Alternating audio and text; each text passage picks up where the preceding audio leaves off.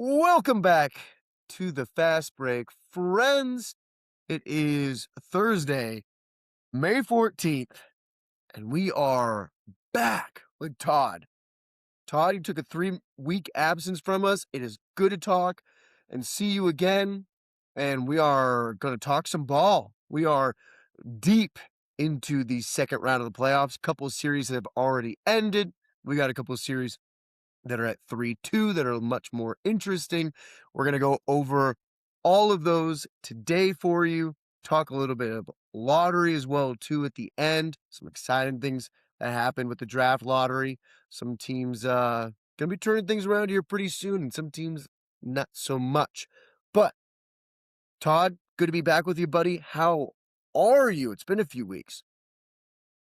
Yeah, dude, I'm good, especially after finally seeing James Harden come through in a big moment. That was good to see. It was good to see for the fat suit. It is. It is. Old big game James, nobody says. Let's start there. He did have a nice 30 piece last night. Fun game. Went to overtime. Cleveland, first road win of the playoffs. Wasn't sure they were going to get it done. We're down 9 with like a minute and a half left. I thought it was over. Um, Detroit with a master class on that, not how to close a game out. That was a bad sentence by me, on how not to close a game out. Some clutch shots by Cleveland, and they're going back to Ohio with a 3-2 lead with the ability to close it out in game 6. Um, like you said, good game for Harden, 30 points by him. At some points in the third quarter, it got to be a little too much Harden for me. There was some really bad threes and some turnovers, but there was enough good Harden to where Cleveland could overcome. Uh, Good win by them. You were just talking about Max Strus before we started. Good game by him as well too. Mitchell did enough as well. Um, and just a very, very important game 5 because I wasn't sure that they were gonna be able to win 2 in a row against Detroit. At this point right now, I gotta think they're riding pretty high and confident going into game 6 back home where they haven't lost in the playoffs yet. So, what do you think about kinda Cleveland's odds and frankly how they've been playing? Because now it's 3 in a row, they seem hot, and it seems like they're kinda destined for a date with New York next round. Yeah, I think Cleveland's ceiling is definitely higher. Jalen Duren's just especially in these 3 losses against Cleveland. I mean, 11 rebounds across 3 games. That's not good enough. It's not good enough. I wish I could, retroactively take back that second team All NBA that I gave him. It's not playing like that kind of player. And he hasn't really all playoffs. And with that said, I mean, they're relying on Tobias Harris to really give him a lot on the offensive end. And I just don't think he's, really that kind of guy, or really ever has been in the playoffs. But definitely at this point in his career, not sure that you should be relying on him as much as they are.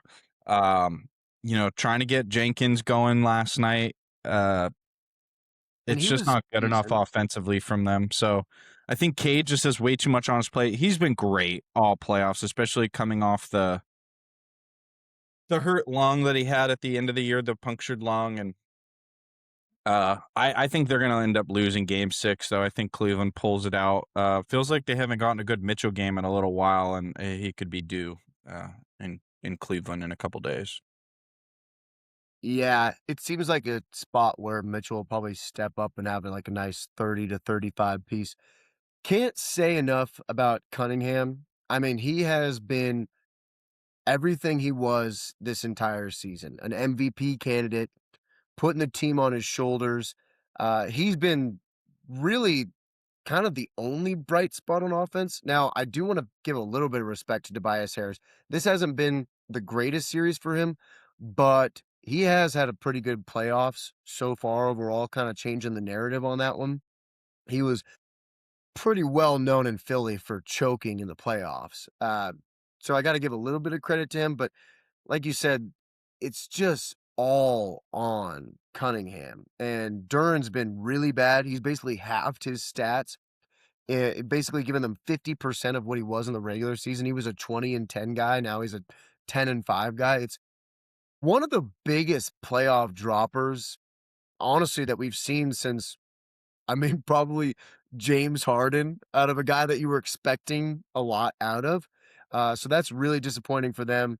And, with these extension talks that are going to come up in the offseason, it's probably not going to go the way that him and his agent were thinking it would about a month ago. So that's gonna be kinda interesting for them. I don't know if he's gonna get exactly what he wants, on the market, but, it especially but it's been a lot on Cade Cunningham, and he's been phenomenal, but every bucket is so hard right now, and the reason why I thought Cleveland might have a chance in game 5 is especially with the late scratch of Duncan Robinson, who's at least stretches the floor and has had a few good games for them.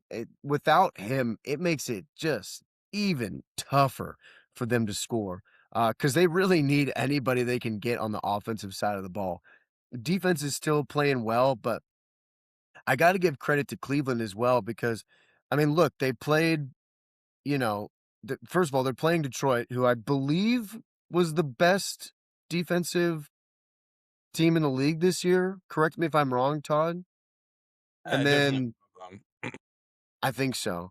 Um, and so nothing's been that easy for them, but they're kind of trudging along and able to get enough offense. And then obviously, uh, in the first round, it wasn't easy for them as well too. So, they haven't had an easy go of it because Toronto is a really good defensive team as well too. And I was a little bit concerned about Cleveland after the first round, but now I'm kind of looking at it like Toronto was a great defensive team, was playing their asses off and was well coached, and now they're kinda trudging through this Detroit team, and it's not gonna get much easier against New York, but I do think it's gonna be definitely easier than it is against Detroit, so if they are able to win this game 6, um, I think they'll be able to at least, you know, push New York to 6, maybe 7 games again, even though a lot of people think New York's gonna probably go to the finals, which I believe as well too, but, um, this is tough for Detroit, and look, it's part of just taking your playoff licks. Cleveland's got a lot of guys, well, not a lot of guys, but they've got guys with experience as far as Mitchell's been in a lot of series, Harden's been in a lot of series. Detroit really is not. They lost in the first round last year, even though it was a long series. Um, and I just, I think they're kinda at the end here. I think they've, um, kinda started to hit a wall, and it's just been a lot on Cade, and I think that Cleveland finishes them off in 6. They are 3-0 this postseason in elimination games. I do think Cleveland does need to get it done, when they play in Cleveland for this game 6. Last night was the first road playoff game that Cleveland's won thus far, and they were down by 8 or 9 points with, like, a minute left. I mean, theoretically, Detroit should have won that game. Part of the reason I don't think Detroit will win the series is just because you basically did win that game. So now you're having to talk about winning 5 and out of 7. That's really tough, against obviously anybody that's good. So, I think if it does go 7 though, we're on the James Harden watch for Oh, sure, I hope it does. just to see how he does. And, obviously Donovan Mitchell doesn't have, the perfect track record either. By the way, I misspoke earlier. He did go the hell off in game 4. It's just the eye test has been great for Mitchell, at least for me, but yeah, games 4 and games 3, hit 35 and 43. Now again, games 2, 1, and 3 against Detroit, he didn't shoot the ball particularly efficiently. I felt like the turnovers were high. James Harden, again, even last night with 6 turnovers, not sure what's happened with his ability to take care of the ball and be able to facilitate offensively, but that's worrisome, obviously. Yeah. I think, like I said, I think Cleveland is the better team, and if they both play their best, Cleveland's gonna win game 6, but they better hope they take care of it because, game 7 in Detroit is gonna be a bitch, and that team's gonna go swinging. Yeah, and you're right. I mean, the narrative changes so much if Detroit just closes that game out, and realistically, I mean, if one of those possessions just goes their way, then they close them out. But did you think it was a foul? Would you have wanted the foul on on Asar at the end there when they kind of were both diving for the ball? I think it's a good no call. I know Detroit's obviously pissed about it, but I mean, you can't be that pissed when you just blew a 9-point lead in the closing minutes of the game. But I mean, by the letter of the law, probably a foul, but you can't call it there, right? Yeah, I was okay with it going to overtime at that point and just kinda letting it play out an extra few minutes instead of kinda letting it get decided on a free throw. Although, you know, Asar isn't afraid to brick a couple free throws, so Yeah, Detroit, you are banking on the fact that he had to make them. I mean, ask George Hill. No, he made one. But also the last thing from this, did you see the James Harden interview with the Angels hat? When the interviewer was like, Angels are in town, he rooting for him, and he's like, I don't know who's playing at all. I just show up for practice and games. And it was just the classic like white guy who thinks that if somebody is wearing a hat who has style, they're like, "Are you a fan of so and so?" And they're like, "Nah, man, I'm just wearing the hat." But it was I felt bad for him. It was awkward, but yeah, to James be Harden's like, fair. "Why do you know who I am? Why would I be a fan of anybody? I'm not a fan Yeah. of anybody. I'm not I'm not a fan, I am a fan. Yeah. I'm not a s I'm not a system player, I am a system." He's the system. No, you know who he's a fan of? He's a fan of Shotgun Willies. He's a fan of, I thought that where was he John Morant. you don't think James Harden has been there when they've been in Denver? He's a fan uh, he's a fan of what's the Atlanta place? I can't Oh, remember. yeah, I don't know, I don't frequent the jiggle joints very often, so I forget to Magic City? Magic City. Sorry, yeah, you and Luke Cornett, good guys. Orlando Magic, That's the Orlando Orlando Magic. Magic. Um, that's who he's a fan of. He should just have hats with like he should just wear their merch instead of teams. But yeah, it was kind of funny. But Crazy anyway, how Magic City would still be going if the Knicks had just became the best team of all time. I mean, damn, yeah, 7-game winning streak just on a fucking heater. yeah. Well, let's go to that. Yeah, so clean sweep of Philly didn't make me feel any better about the Celtics loss. Thought I would have been happy. I mean, and I am a little bit happy that Philly got swept and immediately all their happiness from beating Boston was immediately gone. But I just looked at it and was like, how did we not beat this team? And Philly just clearly was done. Shout out to Embiid. Nice of him to get hurt immediately after he was done beating the Celtics and finally being healthy for 3 games. Paul George, playoff P, went right back to being ass. We got the best 6, 7 games that Philly has played in the last 2 years. The healthiest, the best they've played just coincided with the 2-week span that they were playing the Boston Celtics. So that's awesome. But let me not get on my soapbox about the Celtics. This is about New York. They are playing out of their minds. Brunson has been fantastic. He's probably arguably the best player in the Eastern Conference playoffs. You could argue Anunoby as well too, who's Or gotten Town. hurt, but I think he what? I said or Towns. All 3 of those guys have been fucking money. But I know what you're saying. OG and Brunson probably ahead of him. Well, Towns, yeah, he's been playing good offensively, but like the fouls and whatnot just But when exclude he's him not from. fouling, the defense has been really good. That's fair. It's fair. But I just Brunson and Anunoby, I'm giving the 2 MVPs for their team. But besides Cade, I mean, those guys have probably been playing the best in the East.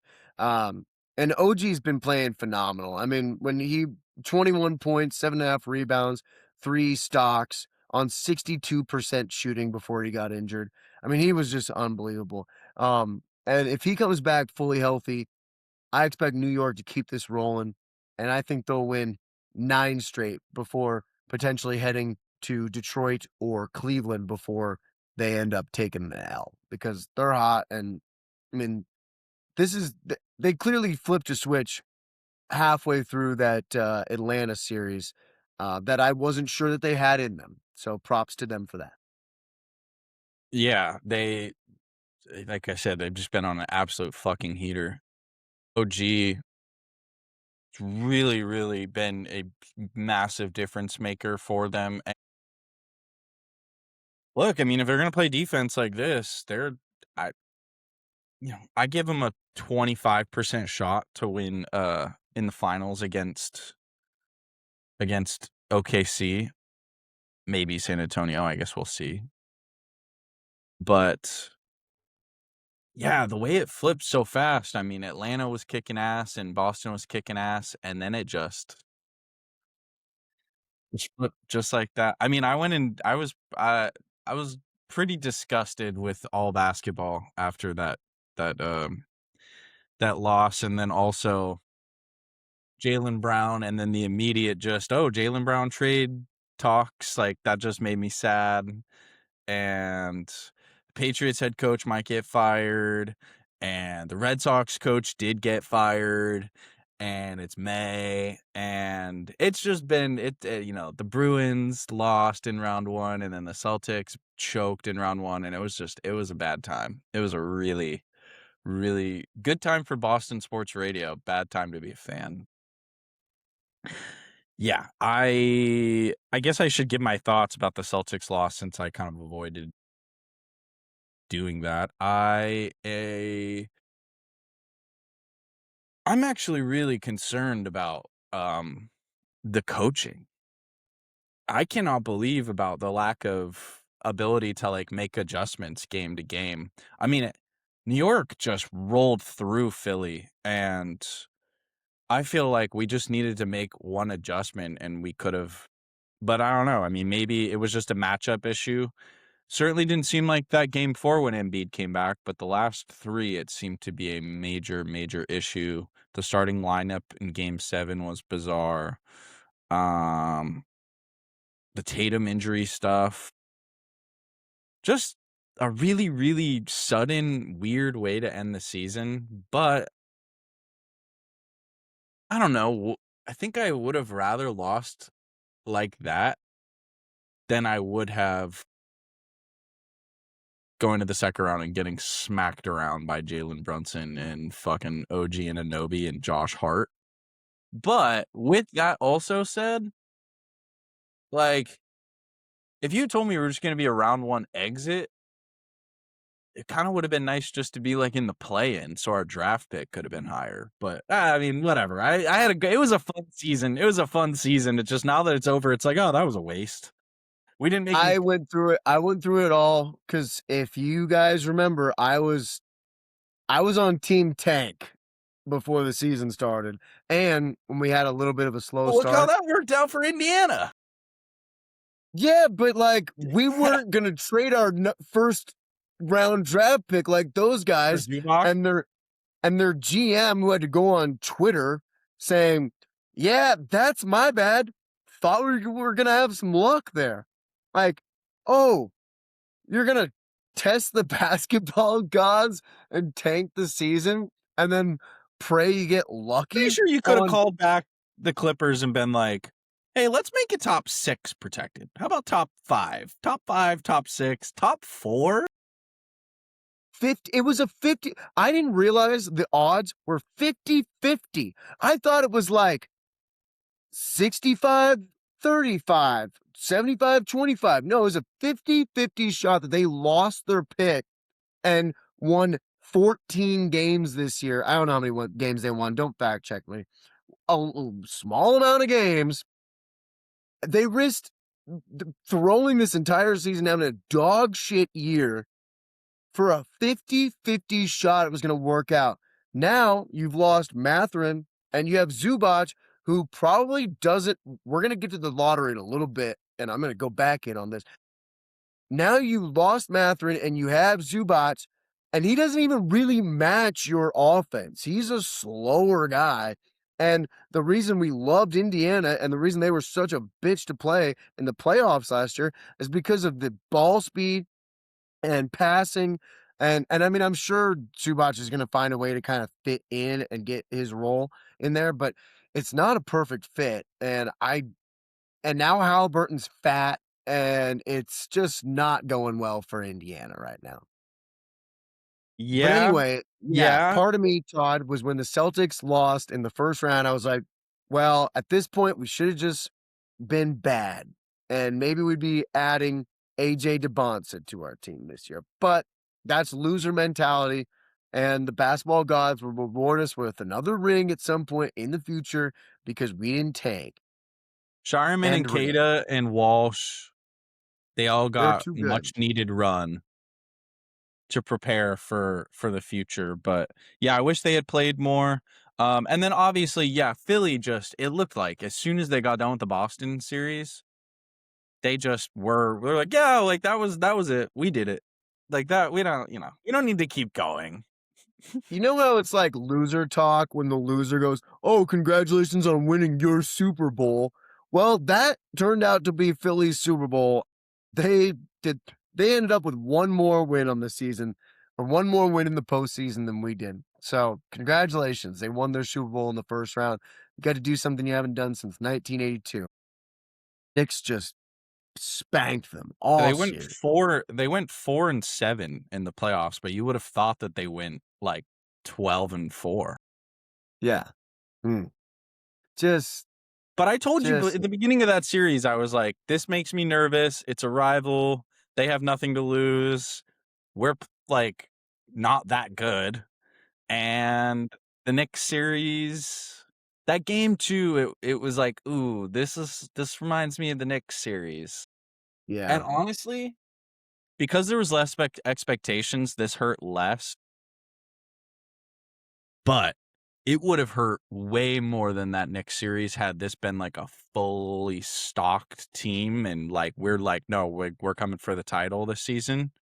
That would have been pretty like, "Wow, I can't believe we just blew that." So, yeah, Knicks and then whoever comes out of this Cleveland and Detroit series, and honestly, I think it's the Knicks are walking to the finals the way that they look right now, so Yeah, it would have to be if the Cavs won, and now I'm pretty sure the Knicks won every game or had a good series or had a good record against the Cavs in the regular year.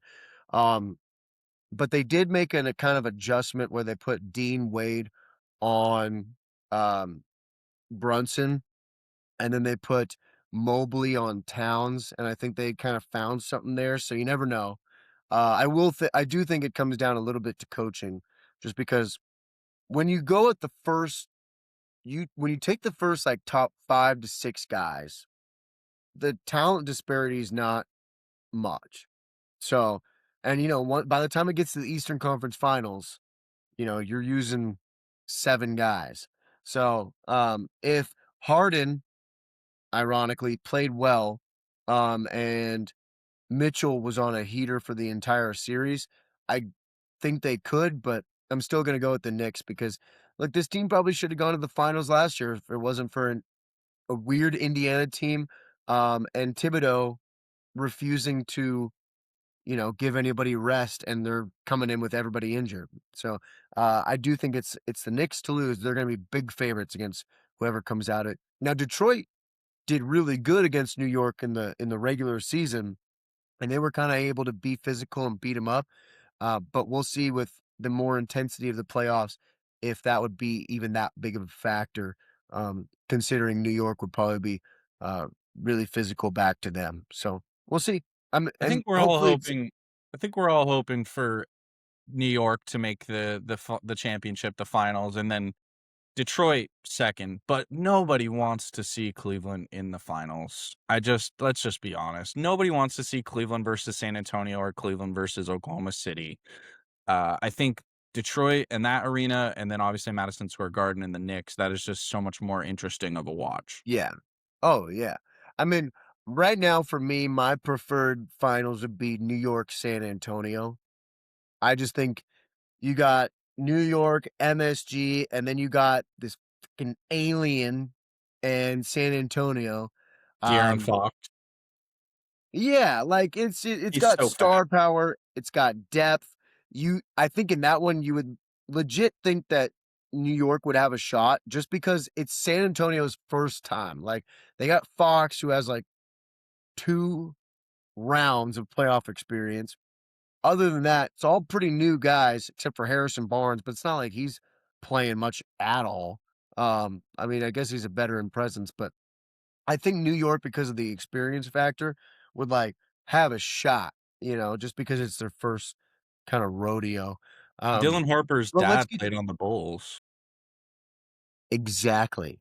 And you know what? He's probably has that experience through the sperm.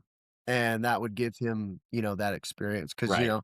a past life or however And you they know who say. owned the Knicks? The Ooh, Bulls. good call. Good call there, Todd. So Dylan Let's Harper, see. watch out. I wish that would have helped us having Ron Harper Jr. Yeah. He didn't get much run last year. Maybe he would have helped this year, but Yeah. But let's get to San Antonio, Minnesota, the other good series. San Antonio up 3-2. Or, sorry, Minnesota. no, San Antonio just went up 3-2, yeah. Yeah, sorry. I don't know why, but I thought Minnesota. Um, I'm getting game 4 and game 5 mixed up a lot in these series, or in both these series. Um, yeah. So Minnesota tied it up 2-2. Wemby was ejected after really hard elbow to Nas Reed's neck. Can't believe there wasn't I can believe there wasn't a suspension. I can't believe there wasn't a fine. That's kind of crazy, even if it's, ceremonial or whatever. But he got ejected early in the second. That allowed Minnesota to win the game. It was still close. Ant had a great team. Ant had a great game 4. He was getting double teamed a lot. I like the strategy by San Antonio. He did a good job of breaking that. Good fourth quarter for him. He ended up having 16th in the fourth. And then Rudy had a great finish that game as well, too. He's just been having a good playoffs. They tied it up. And then Wemby comes back for San Antonio. Absolute domination. Besides Minnesota making a nice little run in the third quarter and tying it up, where I got a little bit worried because I had put some money on San Antonio. I digress. But then they ended up winning by almost 30. So San Antonio's up 3-2. I love this series is still going on. I have to be honest though, if Wemby doesn't get ejected, this one for me, I think it would be over. But I'm glad it's still going on. Now we're going back to Minnesota for game 6 and, home court advantage. I think they got a fighting shot of sending this to 7. Um, so yeah, it's been a good interesting series. Like I said though, if you take away game 1 is game 1 and then game 4 obviously has the elbow.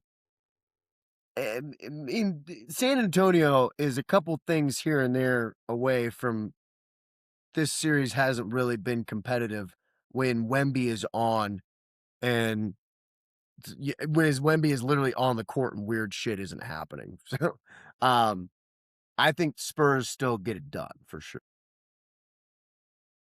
Yeah, that game 1, he had 12 blocks. I guess, yeah, some of those were pointed out Debatable. to be kind of phantom, like, they weren't really blocks, but, dude, I don't really give a fuck. That's still incredible.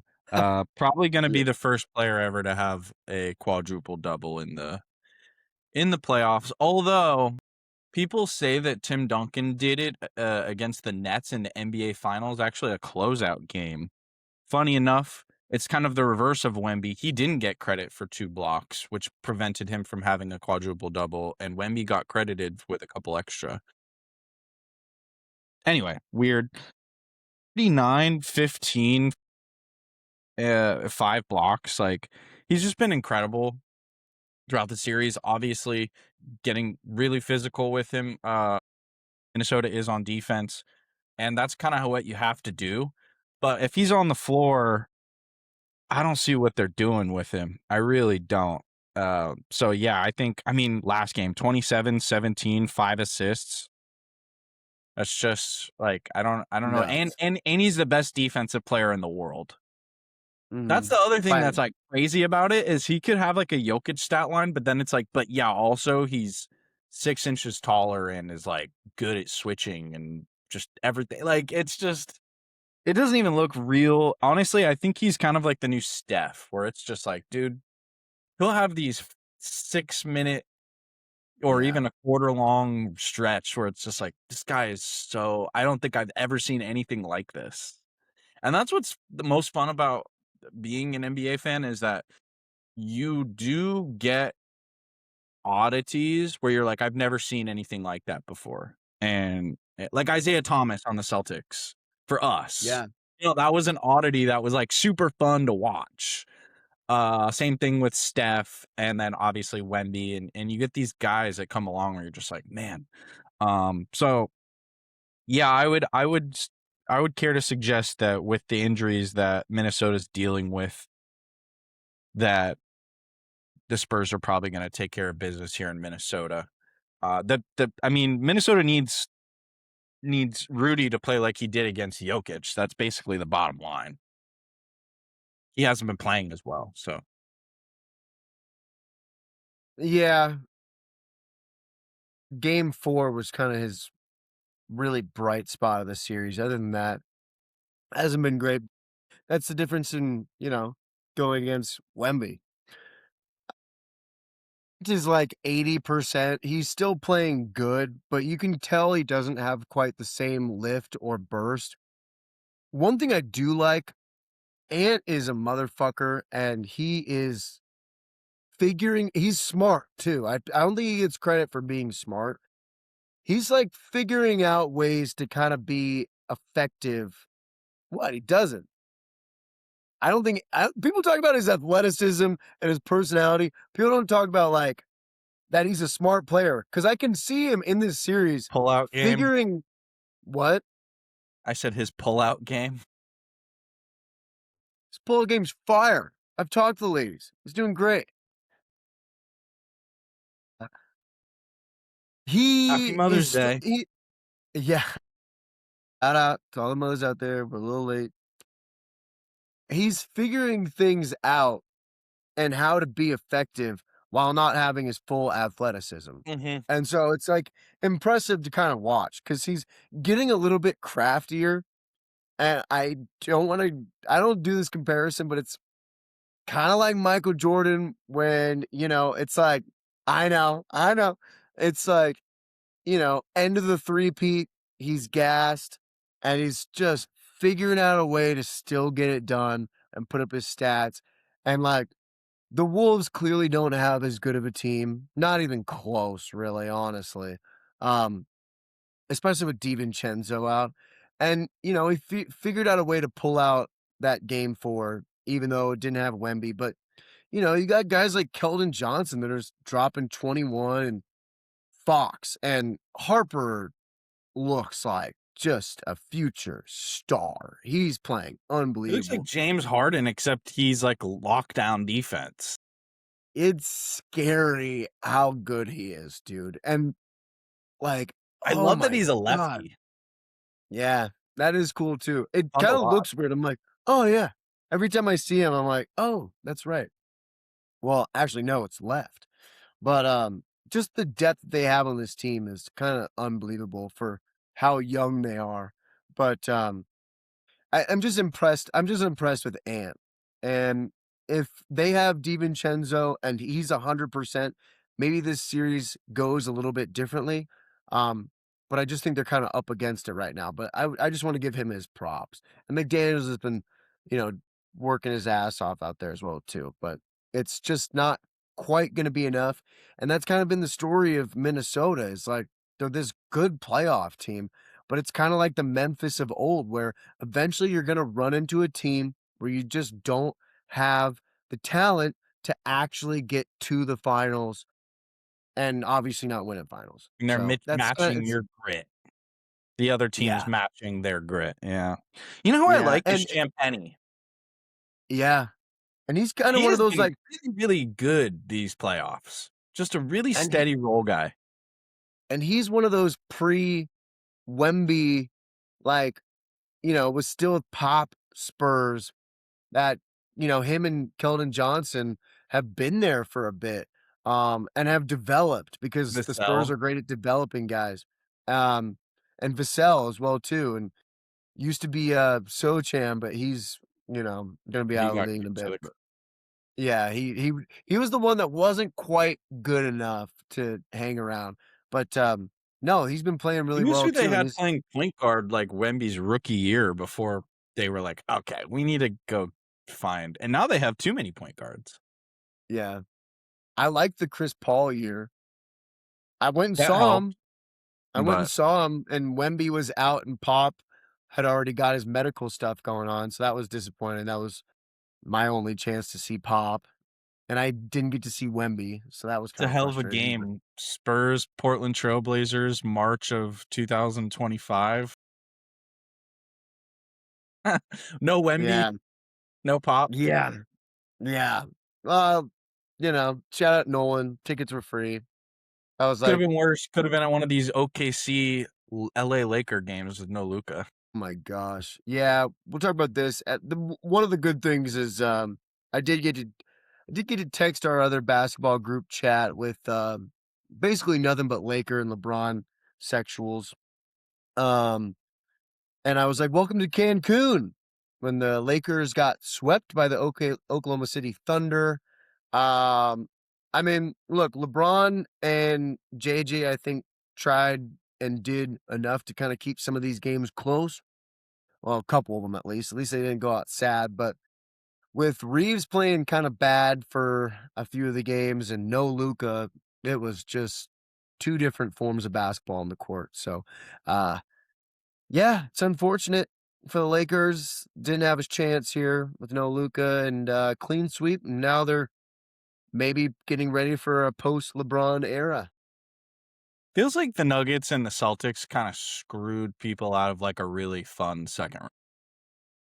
Yeah, Celtics would have given Philly a better run. Nuggets would have Yeah, they would've given the obviously Knicks more, like, there would've been more juice to that. I mean, I was excited for each of those Philly New York games, but then they would just start getting dominated pretty early on.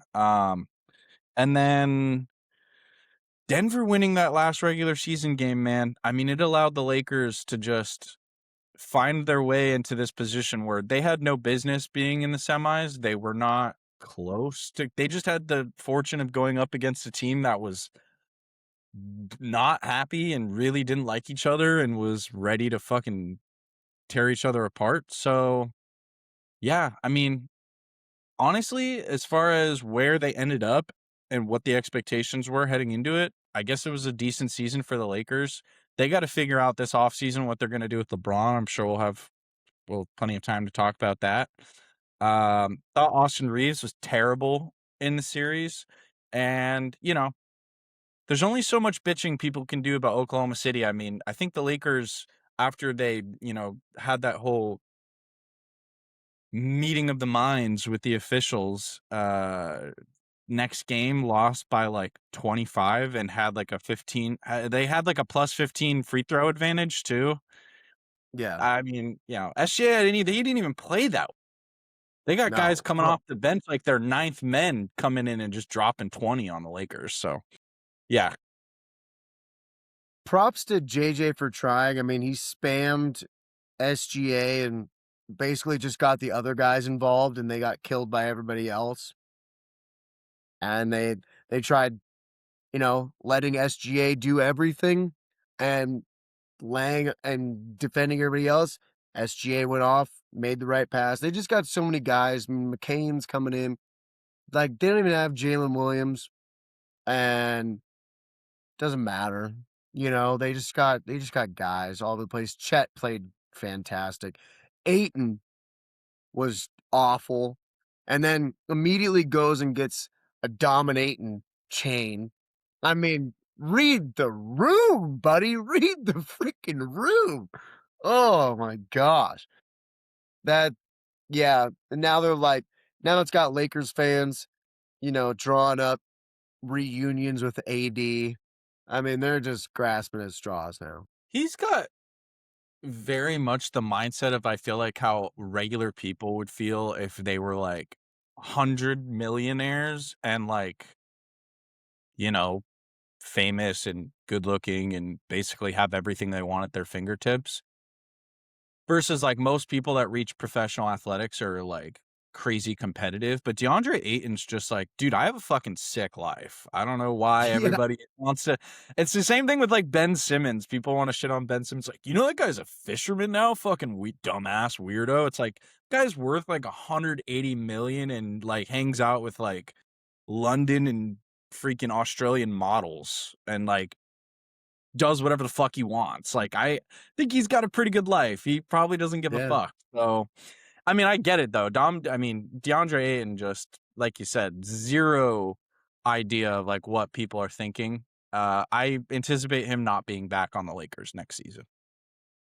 No, I don't think he can. Um, I don't know where they go with options. We can talk about what the Lakers need to add at different times, and it'll probably be a lot based on if LeBron leaves, opens up a lot of money, a lot of options. Then you get into we need the rim running, dunking, hustle on defense type of guys that he had in Dallas, um, with Lively and Gafford. Also, Gafford rumors to Boston. Wouldn't hate it. Wouldn't hate it. Better than Vooch, I guess. But, anyway, LeBron that's another signed with story. the Clippers if the Clippers trade the 5th pick to Milwaukee for Giannis. Is the 5th pick enough for Giannis? I think you could go 5th pick, and, I mean, Garland. you have Matherin and Garland, so you could tell the Bucks, like, pick one of those guys. I'd go Matherin. I And the like 5th pick. Matherin. I'm on Matherin Island. Ugh. But, Yeah. it could be. We'll see what teams offer, you know? Giannis is always just kinda there looming. I feel like it's gotta happen. Bucks front office eventually has to just be like, "Look, dude, we gotta know, in or out." But, yeah, we'll see. I mean, there's gonna be I mean, changes it's to the smart for the Lakers. Bucks to just trade him for their own sake. Reeves is gonna be on the market as well too, I believe. Could be some significant changes. I think he ends up And on Detroit. honestly, at some point that would be nice for Detroit. At some point, you gotta move into the Luka full on Luka era.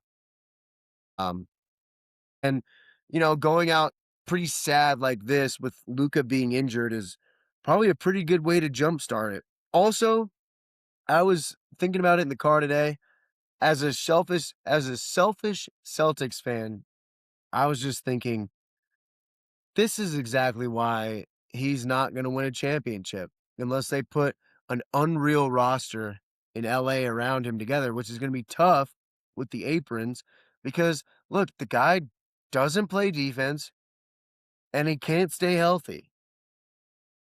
Like, I know he's not, like, injury prone, but it's enough now of nagging shit because he probably doesn't take care of his body nearly as well as he should. And now it's like, "Okay, Luka, you're not a young pup anymore, like, you're gonna be getting closer to, creeping up on 30."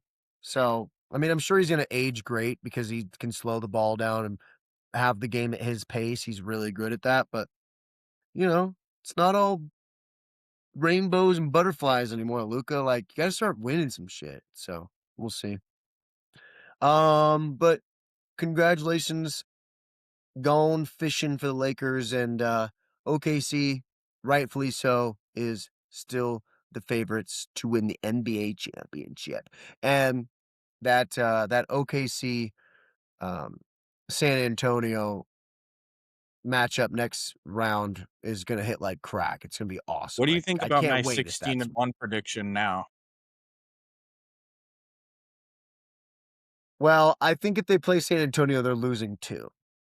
San Antonio matches up well, and they were undefeated against them in the regular season. So I still think San I Antonio could see wins them 2, if not 3, losing if not twice. beats I them. just think that there's not a moment in these playoffs where we doubt that they're gonna win. Like, oh, they go up 2-0 on San Antonio, and then it's like, oh, San Antonio wins game 3, and then they go up 3-1, and then San Antonio wins the second one. But we all know it's like, no, like they're like I feel like or they're up 3-0 and then they give up 2. Like there's like a scenario where we're just looking at Yeah. Oklahoma City where it's like, man, there's not a team close. I just and then again, we didn't think Indiana would be able to take them 7. And No, Halliburton got dude, hurt. I think that I know what you're saying. I think Oklahoma City, San Antonio is a bloodbath, and I think it goes 6 or 7. I mean, look, San Antonio was 4-0 against them in the regular season. I know it's the regular season, but it's a matchup thing too. Like, Chet's not gonna be able to do fucking shit. All right. Um. So yeah, and then if they got through San Antonio and matched up against the Knicks, I think the Knicks are good enough to get 1. So no, I think they'll end up with 3, maybe 4, if they even go all the way. I still think San Antonio can beat them in the Western Conference Final, especially if there's no I hope so. J-Dub. Me too. Okay, that's our recap of the Western Conference semifinals. Next series or next pod, we will be going over what happened in those series and probably the first maybe game or 2 of the conference finals. Okay, real quick before we go, draft lottery. Boy, everybody knew the top 4 was where you really wanted to be. And the winners, the big well, the main 4 winners, Wizards, now they have their ability to do whatever they want. Finally for them, I mean, they've gotten some shit luck in the draft, and now with, uh, Trae Young, AD, people like Sarr, Trey Johnson, they got some pieces there, and now they're gonna add what most people think is gonna be Debonsa. I think that's a team that can compete for, a playoff spot in the East, and honestly, really, with those, uh, experienced guys should. That's a What, fun you got team. thoughts about that, Todd? It's a fun No, team, it that's a is, fun team. Bonsta, Trey Young, and then you had AD with Sar and Koulibaly and Johnson and all these guys. Koulibaly. Like it's a fun team. What's crazy is Indiana won 3 of their last 10. Um, if they had lost Well, let's get those, to them. including once to the Wizards, I believe they would end up with the number 1 pick. They would have had those combinations, but because they won 3 of those last 10 games, they ended up with the second best odds, which then dropped. They had Mhm. the combination set that dropped them to number 5. Yeah. So Jazz coming at 2, good for them. They're gonna be interesting as well next year. And then Memphis, happy for them. Now you got the Coward, Wells, D, and then maybe like a Darren Peterson or Boozer, going forward, which will be exciting. And then the Bulls. Bulls finally get a little bit of luck. They finally decided to tag. They'll at least have somebody kinda interesting, maybe a Caleb Wilson. And then, yes, the big, big winner. Really, honestly, you gotta be happier if you're the Clippers than maybe even if you're the Wizards. The fact that you got Zubats for Mathurin yeah, they traded and up in the or you got draft sorry, you got from Mathurin for 12 to 5. you got m yeah, and you're gonna get a really good player at 5, and just the fact that you're even gonna get a player, you don't lose your pick. Um, just massive win for them. Uh, and now the future is bright. It's like, okay, Garland's young, Matherin's young. Say, dude, if one of these teams goes weird and they get like Caleb Wilson, or at the very least, if you want to take like A Cuff, who I like, or um Ament, Nate Ament out of Tennessee is really interesting. Or gosh, there's one other guy, I can't remember his name right now, but either way, I expect them to make a good pick as well too. They've done well in the draft. So just a massive, massive win for the Clippers. And now they got a great post Kawhi, you know, bridge going forward, and they'll be competitive now. So uh just massive win for the Clippers. And Well, hopefully they that's get to why I keep their pick ask and it doesn't get taken away. that's why I ask about where they're going with this number 5 pick and what they could get for it because obviously, yeah, they could just take the player and then, you have Mathurin, Garland, and then this player, and you say, hey, like, you want to try to keep Kawhi, but you're building around those guys versus, or they could trade the pick and maybe one of those young players, and then try to get a guy to pair with Kawhi and then maybe bring in a LeBron or something. I don't know. Like there's a few different there's a couple different paths for them. I would anticipate after them kind of giving up all these draft picks and everything and mortgaging their future to get, you know, star players that maybe they'll go a little bit more of the traditional team building route and go with the young guy. Another really interesting point too about the lottery was that Utah, for the first time ever, moved up in the lottery. They actually had a coin flip with Sacramento to determine the sets of lottery numbers that they were going to get because they tied for 22 wins. Utah won Mhm. that coin flip. So as a result, they end up with the number 2 pick, and Sacramento ends up with the number 7 pick. I mean, Sacramento and Brooklyn there's just getting really screwed, in this draft. and you know what? Brooklyn took 5 rookies, and dude, besides like Igor Denim, who I thought was okay, or gosh, what was the other guy? Can't remember. It You doesn't liked matter the white because guy that played center, that played point center, you liked him. Danny You live on Wolf, the white baby. you live on Oh, the oh, oh, white oh. the white point centers, you're a big fan of them. You enjoy those players. Sengun, Look, you're like, "Dude, I, this guy could be I, Jokic." I have a type. I have a type. Yeah. Every every big chubby white guy that I'm like could be the next Jokic, man. Pretty I'll good always get passer. sold on that. Hey, he's big and he can pass, can shoot the three. Um, Atlanta got screwed but no, too. I mean Brooklyn, They end up Atlanta and Milwaukee Atlanta 8 did. and They could have had 10. a real interesting. Yeah. Yeah, now Milwaukee's like, okay, cool. So our pick doesn't really move the needle at all. Um, Dallas too, for like how bad they were. Yikes. Um, and then other than that, just really happy that OKC didn't really move at all. Thank God they didn't get into that like top. If they would have gotten like in that 5, 6, 7 range, I mean, they would have added a really good player They're too. probably still going to So add somebody. It's just not gonna yeah, be a because it's not gonna be like a right away guy. yeah, it doesn't matter. But right away, guy probably still wouldn't even play. They got yeah, top 10 picks from a couple years ago that are just trying to crack the fucking rotation. And then Golden State basically not getting a pick they can do much with.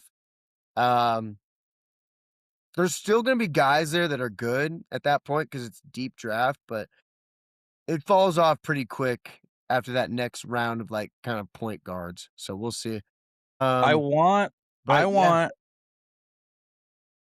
Do you think there's a chance DeBonsa decides, "Hey, like, don't take me number 1?"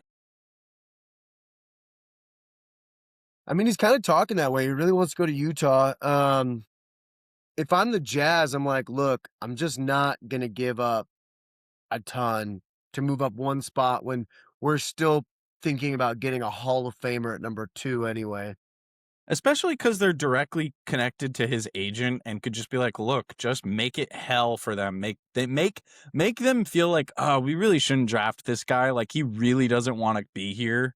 Let's just go with one of these other really good fucking players that have his Yeah. same potential and that are Mhm. fine and are open to coming here." Yeah. Honestly, And Washington, yeah, they probably should go for a DeBonsta or for a Peterson, but, like, bringing in a guy like Boozer, Boozer? who would just bring Yeah. he's kind of like this year's version of Knipple, where it's I can like, see that. you Like, know what you're getting. you just know he's gonna be good. Yeah, you know he's gonna be good for an organization that probably needs, like, stability Stability. and, Yeah. a long centerpiece that you can build around.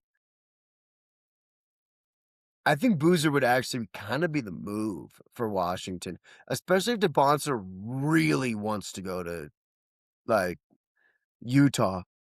If he's like, "Hey, look, you can sign me and I'll play here for, like, 4 years, but after that, like, I'm leaving to Utah." Like, that would be that would be What if ballsy. It could Memphis or shake things up. Chicago what if one of those 2 teams is like, "Look, we are so sold on Peterson or DeBonsta that Washington trades back." And depending on what the offer is, like, if it's a lot, if it's like, "Look, we'll give you our unprotected for the next 2 years," or whatever. And if I'm Washington, I'm like, "Look, we get Boozer, we pick up more assets, Memphis and" Go ahead. Memphis goes next year's first and coward to move up. Well, that's I mean, if you're That's a Washington, yeah, lot. you gotta do that. You Yeah. gotta do that. Yeah, yeah, that was like yeah. But you are moving from 1 to 3, so, like, you're not gonna get the guy you woulda, but And that might force the Jazz to trade up, because if other teams are gonna jump them to take their guy, so that's what Washington why that's what they should be doing, especially if Devonta is like, "I wanna go to the Jazz. I don't wanna go to yeah. Washington." Then they should be playing this like, "Okay, well, who wants to come up and jump Utah to get this guy, where he might be willing to go to you?" And then they just sit back, or they just people call their bluff and then they draft Peterson and then DeBonsa goes. Or who knows? Maybe DeBonsa goes one. This is going to be a fun draft. I think Washington just goes, "Cool, don't care. We're drafting you, AJ. Congratulations, you're a wizard. You're a wizard, AJ." Alright, I think he'd that's probably get probably over it. that's yeah. Look, when the, when the cherry blossoms come out, it's a beautiful, beautiful city. Can hang out with the president. He loves Utah, he probably loves this administration, so we'll see. Alright.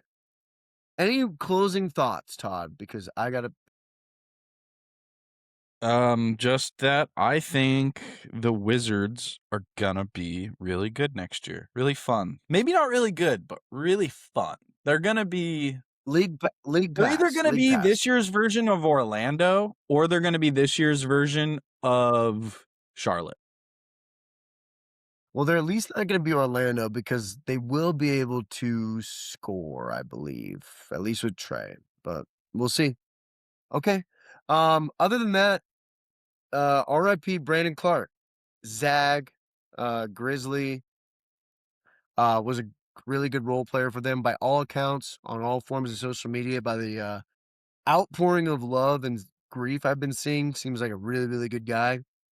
So really sad for him and, that entire Grizzlies team, and I like the Grizzlies. They got a couple of WSU guys. I watched them a lot, so I've seen a lot of Brandon Clark over the last few years, and really sad. Seemed like a really nice guy, and, you know, his family and team is gonna miss him a lot, but and then, also Jason Collins, one of the I think the first openly gay player, so, a trailblazer in his own right, Oh, that and, was LeBron. really sad to hear from him too. Good player. But, yeah, somber ending, but just wanted to say RIP to those guys. Basketball community lost a couple good ones, but yeah. So I thought LeBron alrighty. James was the Well, first openly gay player in the NBA. all right, Todd. Now you're just gonna shit on my little tribute, man. No, because you had Bronny, RIP to and those guys.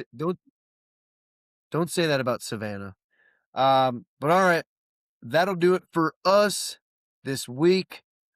Thank you guys for tuning in. Remember, follow the Twitter, subscribe on YouTube, grab your friend's phone who hasn't subscribed on YouTube and click the subscribe button for them.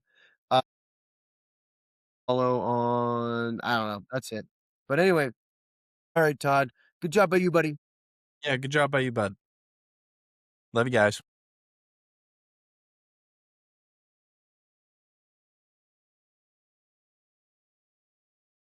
Oh, I got to press stop.